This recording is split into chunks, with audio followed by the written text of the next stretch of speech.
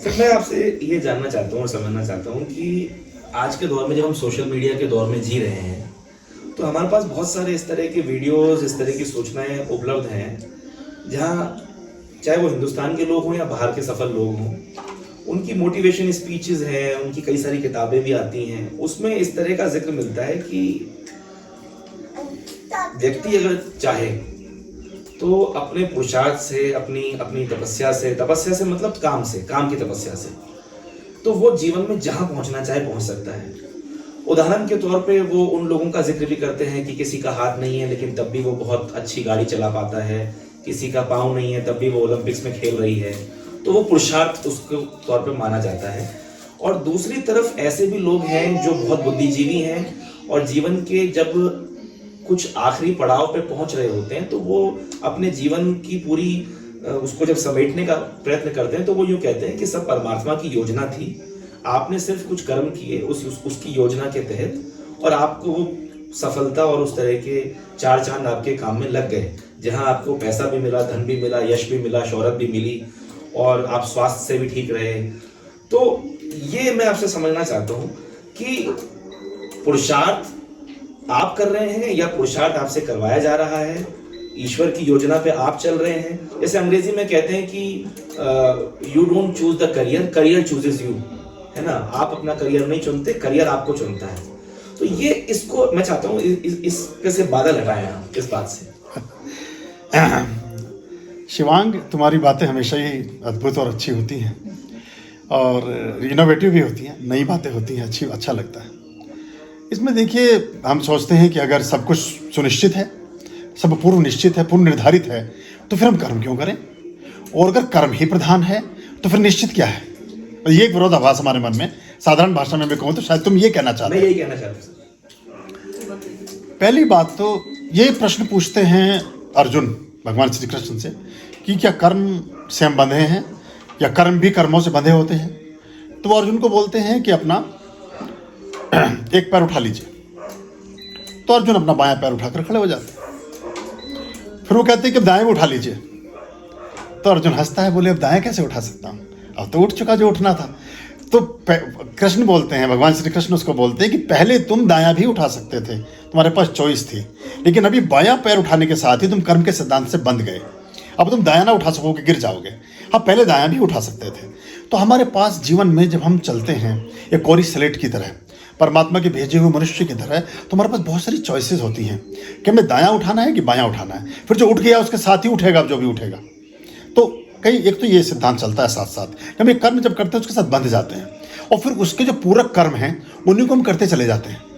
अगर हम पत्रकारिता में आ गए तो पत्रकारिता से संबंधित ही हम बहुत सारी चीज़ों को ही कर लेना चाहते हैं। हम फिर प्रकाशन कर लेंगे, हम प्रिंट मीडिया में तो इलेक्ट्रॉनिक में चले जाएंगे, इलेक्ट्रॉनिक में है तो डायरेक्टर हो जाएंगे, कुछ प्रोड्यूसर हो जाएंगे, चैनल चला लेंगे, मतलब लाइक दैट, उस तरह से विस्तार करते चले जाते हैं चीज़ों का।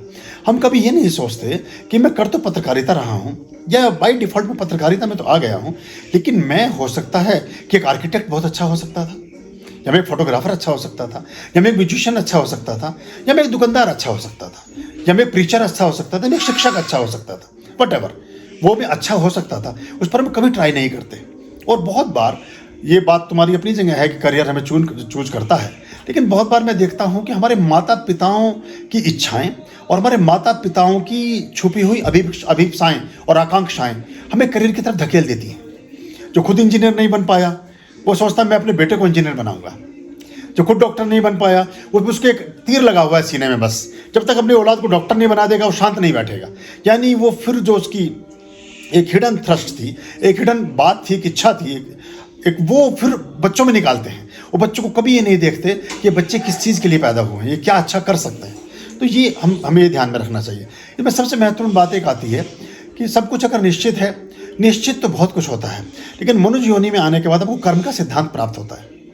उपलब्धियाँ बहुत सारी चीज़ों की होती हैं। आपके चारों तरफ शराब भी है, जुआ भी है, मांस भी है, हिंसा भी है, व्यभिचार भी है, सब कुछ है, लेकिन आप क्या चूज करते हैं, वहाँ से मनुष्य कहलाने के अधिकारी होते हैं। आपने क्या चुनना है, क्या नहीं चुनना है, क्योंकि प्रत्येक किए हुए कर्म का, हर एक्शन का एक रिएक्शन है। जो भी आप करेंगे वो लौट कर देर अबेर आप तक वापस आता है। तो हमें ऐसे कर्मों को, ऐसी चीज़ों को चुनना चाहिए जिससे हमें, जो पहले बहुत बहुतायत में था अब कम हो रहा है। पहले हम personal happiness, personal peace, personal wealth, personal एक कंटेनमेंट। हम अपनी जो निजी और व्यक्तिगत हमारे सुख थे और हमारे नैतिक दायित्व थे, उनको हम प्रायोरिटी देते थे। अब वो हमारे सामने सेकेंडरी कर दिए हैं। अब हम एक रोबोटिक ढंग से काम कर रहे हैं। हम सोच रहे हैं कि हम ज़्यादा घंटे काम कर लेने से, ज़्यादा अधिक काम कर लेने से ज़्यादा रिच हो जाएंगे। ये सोच बिल्कुल गलत है। हम सोचते हैं बहुत बुद्धिमान होने से, बहुत ज़्यादा पढ़ लिख लेने से, बहुत सारी डिग्रियाँ इकट्ठी कर लेने से बहुत ज़्यादा कामयाब हो जाएंगे। आपको अचंभा होगा, मैं प्रोफेसर, तुम्हें तो मैंने पढ़ा है यूनिवर्सिटी में, लेकिन आज मैं ये बात बोल रहा हूँ, ये भी गलत है, ये भी गलत है। सामान्य रूप से ये क्या करेगा, जब हम बहुत अधिक परिश्रम कर लेंगे तो शरीर एक मशीन की तरह है। इस मशीन में फिर खराबियाँ आनी शुरू हो जाएंगी। आपने आईफोन लिया, आईफोन 13 आपके पास प्रो मैक्स है। इसकी एक लाइफ है कि ये 20,000 आवर्स काम करेगा। 20,000 आवर्स जैसे जिस दिन भी पूरे होंगे, चाहे पहले 6 मंथ में, चाहे 2 ईयर्स में, चाहे 3 ईयर्स में, चाहे 8 महीने में, तब ये मोबाइल अपनी फंक्शनिंग को बंद करना शुरू कर देगा। हमारे प्राण जब हमारे जीवन में संचित होते हैं, जब माता के गर्भ में हम आते हैं, तो हमारा ओज, आयु, तेज, बल, वीर्य, मांस, मज्जा, रज सब निर्धारित हो जाता है। कितनी उम्र आपकी होगी, जो RNA DNA जिसको हम साइंस की भाषा में बोलते हैं, विज्ञान की भाषा में बोलते हैं। तो आप जब बहुत ज़्यादा शरीर से काम ले लेते हो तो शरीर घिस जाता है, शरीर में व्याधियाँ पैदा हो जाती हैं। तो शरीर को बहुत ज़्यादा खर्च करके जो धन उपार्जित किया है, फिर वो शरीर को रिपेयर करने में खर्च हो जाता है, फिर बीमारियों पर पैसे जाने लगता है। इधर अतिरिक्त मेहनत करके तो धन तो उपार्जित किया, लेकिन एक तो आप समय नहीं दे पाए परिवार में, तो वह एक फ्रस्ट्रेशन आने लगता है। वो तनाव डायरेक्टली इनडायरेक्टली, कभी भोजन में, कभी व्यवहार में, कभी रिश्तेदारों के सामने, कभी घूमने जाते, कभी अकेले में बैठे, और कभी व्यवहारिक पक्ष में एक दूसरे पर आश्रित होते समय परिलक्षित होता है। जब आपने बहुत मनोभाव के साथ, जैसे सपोज कीजिए कि आप पति हैं और आपने पत्नी को समय न दे करके अपनी उस मैगजीन या अपने उस चैनल या अपने उस समय उसको दिया है, तो पत्नी के मन में कहीं ना कहीं आने लगेगा कि ये जो करियर है दूसरी स्वतंत्र की तरह काम कर रहा है। मतलब एक सामान्य अवधारणा है। या पत्नी 24 घंटे अपनी किसी करियर या बिजनेस में ही इतनी इन्वॉल्व है, तो पति को लगेगा कि मैंने जब तुमसे चाय मांगी तुमने मुझे कभी चाय नहीं दी। जब मैंने कहा मेरी शर्ट धो देते, तुमने कहा जी वो लॉन्ड्री से आएगी तो पहन लेना। जब मैंने कहा मेरे दोस्त का फंक्शन है तुम वहाँ चलो, तुमने कहा मेरे पैरों में दर्द है। जब मैंने कहा कि चलो हम कहीं घूमने चले जाते, तुमने कहा अभी पैसे ही नहीं है। मतलब कुछ भी रहा, हम अपने मन की कभी कर ना सके, तो हम फिर एक छत के नीचे रहते रहते हुए भी अलग अलग जीवन के रूप में जीते हैं। हमारी अलग अलग अभिप्साएं होती हैं। जो हमारे शारीरिक आकर्षण हैं, इसमें बहुत हमारे शरीर के तल पर जो हमारे लगाव होते हैं, वो 2-3 साल में धुल जाते हैं, 2-3-4 साल में समाप्त हो जाते हैं। स्त्री के मैक्सिमम 6 साल में, पुरुष के मैक्सिमम 15 साल में। उसके बाद इनकी कोई डिजायर रह नहीं जाती। अब यहाँ जो मैंने आपको बैठते ही कहा कि एक दूसरे के साथ समय बिताना, उसी सवाल का उत्तर है, थोड़ा विस्तार में दूंगा तो एकदम समझ में आएगा। आपको लगेगा मैं क्या पूछ रहा था, क्या बताना, ऐसे ही समझ में आएगा। मैंने कहा खूब घूमना, जब समय मिले खूब जाना, और छोटे छोटे काम करना, खूब जैसे बचपन में दोस्त खेलते हैं ऐसे खेलना। बस ये तुम कमाई करोगे जीवन में, इसके अलावा कुछ भी नहीं है। पैसा तो जो सारे दिन कैशियर गिनता है बैंक में, वो भी घर नहीं ले जा सकता 10 रुपये भी। तो कहने को तो उसके पास में करोड़ों रुपए रखे हैं, मालिक नहीं है उसका। मालिक हम उस संपदा के होते हैं जिसको भोग पाते हैं। हम उसी समय के मालिक हैं जिस समय को भोग सके हैं, और जो समय हमने जिस चीज़ में लगा दिया फिर समय वहीं व्यर्थ हो जाता है। अब रही बात इसमें प्रगति की कोई व्याख्या नहीं है। मुकेश अंबानी को भी पैसे चाहिए, और जो मुकेश पनवाड़ी बैठा है अलवर के कोने में चाय की दुकान खोले उसे पैसे चाहिए, कोई फर्क नहीं पड़ता उससे, और सबके अपने अपने सेटिस्फेक्शंस हैं। तो हमें ये नहीं पता होता कि मैं करना क्या है।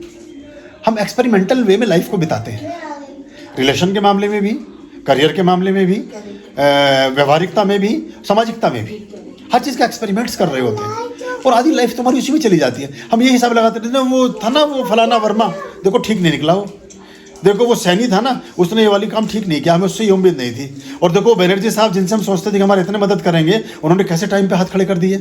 और वो फलानी जो वो है तृप्ति शुक्ला, वो तो हमारे फलाने फंक्शन में आई ही नहीं कभी मिलने हमसे।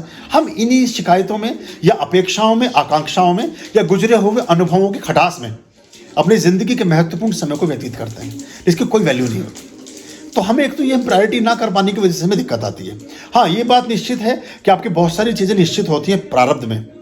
जो अब मूल प्रश्न के उत्तर पर आता हूँ, लेकिन जो कर्म का सिद्धांत है, जिसमें पूजा पाठ, कर्म कांड और बाकी सारे रिचुअल्स हैं, डिटर्मिनेशंस हैं, संकल्प हैं, ये आपके भाग्य को परिवर्तित कर सकते हैं। जैसे रावण ने अपने सारे ग्रह को उठाकर 11th हाउस में ले आया था, सबको एक ही खाने में, सबको उच्चके कर दिया था। 11th हाउस में आते ही ग्रह उच्चके हो जाते हैं, सभी उच्चके कर दिए थे, और शनि को लटका दिया था उल्टा। पूरा शहर सोने का। हम सोचते हैं हमारी बाली मिल जाए तो अच्छा लगे, रिंग मिल जाए सोने की तो अच्छा है, फलाना हार बन जाए तो अच्छा है। उसकी सड़क सोने की, घर सोने का, चाय का कप सोने का, दूध का गिलास, जो भी मतलब था, चाय मतलब सिंबॉलिकल में भी बोल रहा हूँ, जो भी यूज कर रहे हैं सब कुछ सोने का। उसके बाद देखिए कि क्या हुआ, किस तरह से आप चीज़ को उपार्जित करते हैं। अभी तो आप दौड़ रहे हैं, कुछ लोग आपसे 2 कदम आगे चले जाएंगे, उसको देखकर डिप्रेस होने की जरूरत नहीं है। और कोई बहुत पीछे रह जाएगा तो उसको देखकर प्रसन्न भी होने की जरूरत नहीं है। जीवन एक यात्रा है, अभी तो पड़ाव पड़ेंगे, स्टेशन से सब अपनी अपनी जगह उतर रहे हैं, अपनी अपनी जगह चढ़ रहे हैं। लेकिन आप अपनी आत्मा के साथ, अपने मन, अपने परिवार, अपने माता पिता के मान सम्मान के साथ, अपने जीवन के सुख शांति के साथ कितना न्याय कर पाते हैं, ये अधिक महत्वपूर्ण है। और ये आपके जीवन को सही मायनों में एक कंटेनमेंट, एक पूरे भराव पैदा करता है, एक स्थायित्व पैदा करता है। और यहीं से सुख का, आनंद का, शांति का और सौभाग्य का जन्म होता है। बहुत आपने प्रगति कर ली, बहुत सारा पैसा आ गया, बहुत बड़ी पोजीशन में आप चले गए और औलाद खराब निकल गई, वो 3-3 करोड़ वालों के मायों के कंकाल मिल रहे हैं। तो सारी चीज़ें संतुलन में हों। बहुत अधिक धन जितना जरूरत हमें है उतना हमें मिलता है। हाँ, अगर ज़्यादा बढ़ाना है धन को या पद को, जो भी सामाजिक चीज़ें हैं, इनमें पूजा प्रार्थना ही काम करती है। बहुत सारी सटीक उपाय हैं, उनको आप फॉलो करना शुरू करिए, आप जीवन में राइज करना शुरू कर देंगे। और सारे बड़े लोग करते हैं, चाहे उसमें मुकेश अंबानी, कोई भी, किसी का नाम लीजिए आप, चाहे मोदी हो, कोई भी, बिना उसके नहीं कर सकते हैं। और कुछ लोग अगर नहीं कर रहे हैं तो उनके फोर फादर्स ने काफ़ी कुछ किया होगा, इसके अलावा और कोई तरीका नहीं है। उसका भोग रहे, उसको भोग रहे, या खुद ने भी, आत्मा तो कोई मरती नहीं, तो उस आत्मा ने अलग अलग शरीरों में वो काम किए होंगे, उसका फल वो भोग रहे हैं अभी। यही आप कह रही हो। मेरी मदर भी जो मतलब अभी तो क्योंकि शादी हो गई 5 साल हो गए, लेकिन उससे पहले भी कोई बड़ा काम, जैसे जॉब इंटरव्यू देने में भी जा रही हो या हम बाहर भी जा रहे हैं कहीं, तो मम्मी का हमेशा चलता रहता था मंत्र। जी बिल्कुल। और मैंने देखा बहुत काम करता था। जी जी जी।